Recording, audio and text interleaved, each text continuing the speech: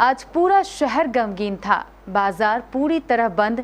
लोग नम आंखों से अपने लोकप्रिय मेयर को विदाई दे रहे थे। शव यात्रा में समर्थकों का भारी हुजूम था।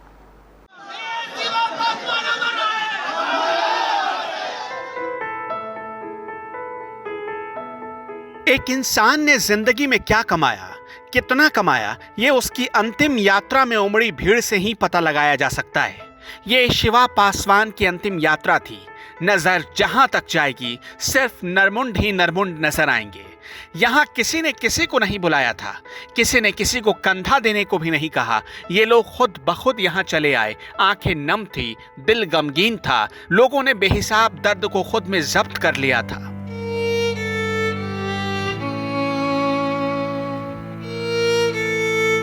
यहाँ हर कोई बेताब था अपने नेता के आखिरी दर्शन के लिए। 1, 2, 3, 4, 5 थक जाएंगे आप गिनते गिनते। इससे पहले इतनी भीड़ कब और किस शव यात्रा में देखी थी आपने? भगवान ना करे कि आपको कभी किसी शव यात्रा में जाने की नौबत आए, लेकिन अगर कोई आपसे ये सवाल पूछते तो यकीन मानिए कि आपको भी इसका जवाब नहीं पता होगा।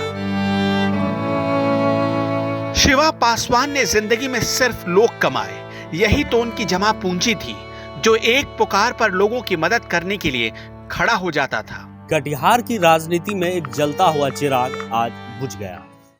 कटिहार के मेयर शिवराज पासवान की हत्या कर दी गई।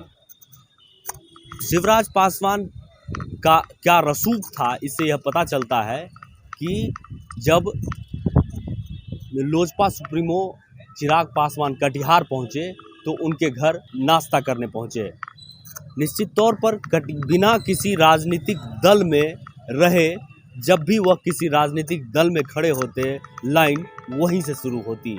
निश्चित तौर पर शिवराज पासवान हर दिल अजीज थे और जो लोग उनसे मिले उनके दीवाने हो गए। उनके हत्या पर पूरा शहर आज रो रहा है, गमगीन है। निश्चित तौर पर पुलिस अब इस पूरे मामले में तफ्तीश में जुट गई है।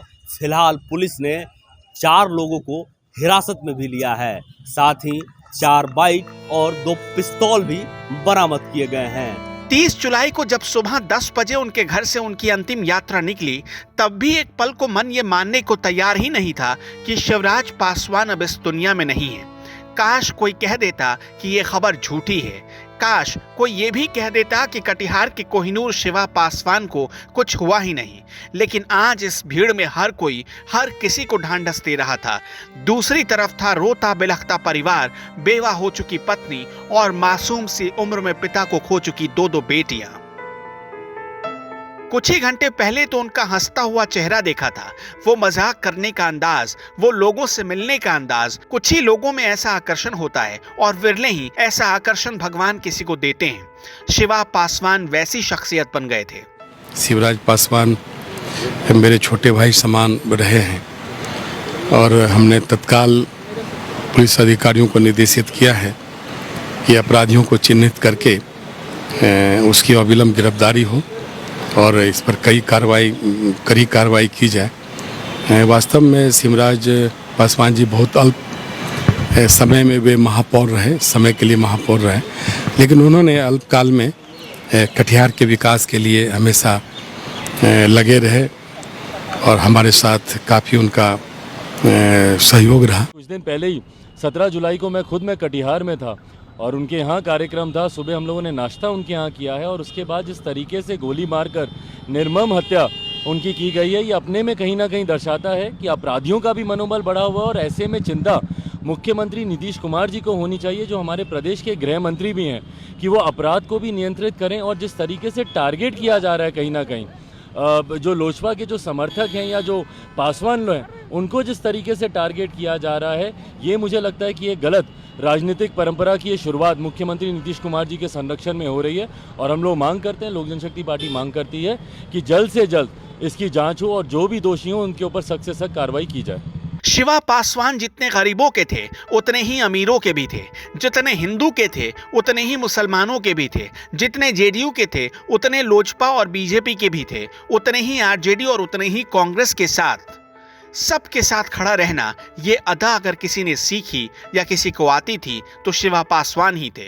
सबको साथ लेकर चलना ये भी आज की कटिहार की राजनीति में उनसे बेहतर किसी ने साबित नहीं किया। तभी तो उनके अंतिम यात्रा के वक्त नगर निगम का छोटा से छोटा कर्मचारी और बड़े से बड़ा अधिकारी हर कोई रो रहा था, 2 मिनट के मौन पर था। शिवराज पासवान जी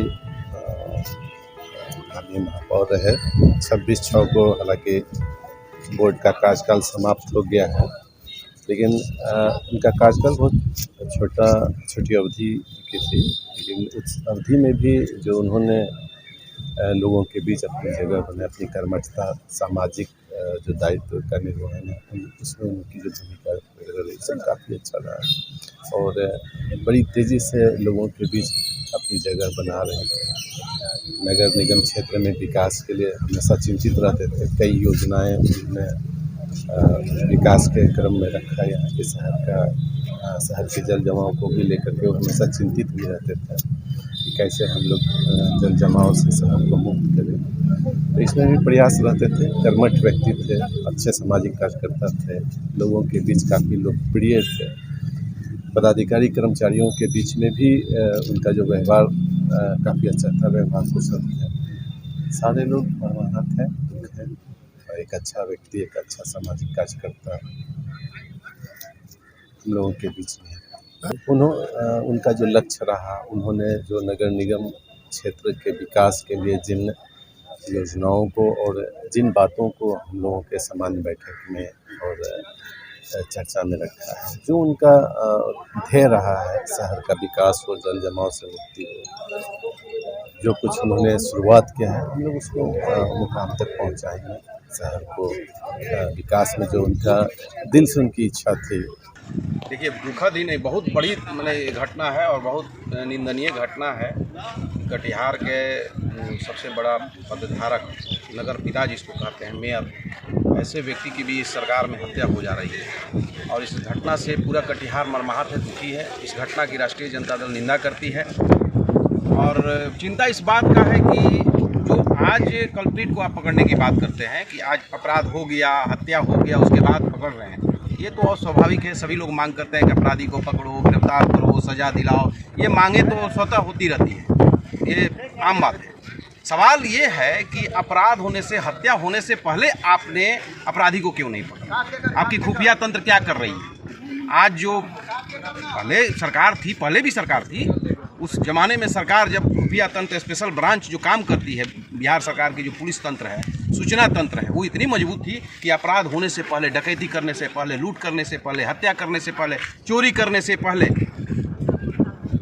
अपराधियों को धर दबोचता था। आज वो इस तरह का माहौल कहीं देखने को नहीं मिलता है। कभी अखबार में, आपके मीडिया में कभी सुनने को नहीं मिलता है कि अपराधी डकैती करने वाले हैं, उनको जाकर पुलिस ने पकड़ लिया। अपराधी हत्या करने की प्लानिंग कर रहे थे, उनको पुलिस ने पकड़ लिया। ये माहौल नहीं है। आज हमारे बीच शिवराज पासवान नहीं है, उनको कोई लौटा के सरकार तो दे नहीं सकती है, न्यायालय भी नहीं लौटा पाएगी उनको, पुलिस भी नहीं लौटा पाएगी। उस परिवार के जो दर्द हुए, उसकी बच्चियों का जो दर्द है, उसकी घर में पत्नी जो दर्द है, उसके भाई परेशान हैं, उनके दर्द को तो वापस नहीं कर पाओगे। सवाल यह है कि तुमने पहले क्यों नहीं गिरफ्तार किया, उन अपराधियों को चिन्हित क्यों नहीं किया, और ऐसे व्यक्ति की सुरक्षा में कमी क्यों आई? एक मेयर की सुरक्षा में इतनी बड़ी कमी क्यों आई? और ये जो पौष इलाका है, संतोषी चौक जो है, वो पौष इलाका है, पूरे भीड़ भाड़ वाला इलाका है, स्टेशन परिसर है, वहाँ गश्ती क्यों नहीं रहती है हमेशा? सारे लोग जानते हैं कि स्टेशन परिसर है, पुलिस अगर आती जाती रहती आधे घंटे घंटा में तो कम से कम ठीक है, अपराधी मन भी बनाएगा तो डरा रहेगा कि पुलिस कभी भी आ सकती है, हमको पकड़ लेगी। लेकिन जिस ढंग से अंधाधुंध गोलियां चली, एक बार नहीं कई गोलियां चली और कई शरीर पे गोलियां लगी, ये साबित करता है कि अपराधियों में पुलिस का डर नहीं है, ये सरकार का डर नहीं है, न्यायालय का डर नहीं है, ये बेखौफ हो गया है। और जंगल राज मुझे कहते हो, जंगल राज से भी बदतर तुमने बना के रखा है। हम उन बुद्धिजीवियों से पूछते हैं कि आज तुम्हारी जुबान पर ताला क्यों लगा हुआ है? आज शिवराज जैसे लोग, नौजवान प्रतिभाशाली, राजनीति में उभरता हुआ चेहरा को हमारे बीच से छीन लिया अपराधियों ने। आज तुम चुप क्यों हो? आज क्यों नहीं बोलते? क्यों नहीं बुद्धिजीवी आज बोल रहे हैं इस बात को लेकर के? कोई मतलब सरकार फेल हो चुकी है, सरकार को इस्तीफा दे दें। नीतीश कुमार जी से सरकार अब नहीं चल रही है। और ये जहाँ घटना हो रही है, डिप्टी सीएम का ये शहर है, तब भी पुलिस इतना मतलब लापरवाह है, ये दुर्भाग्य है, ये चिंता की बात है और हम इस घटना की घोर निंदा करते हैं। आखिर में मनिहारी के गंगा घाट पर शिवा पासवान का अंतिम संस्कार किया गया, जहां उनके छोटे भाई ने उन्हें मुखाग्नि दी और शिवा पासवान पंचतत्व में विलीन हो गए। शिवा पासवान भले ही इस दुनिया से चले गए, लेकिन उनकी शख्सियत सालों तक जिंदा रहेगी।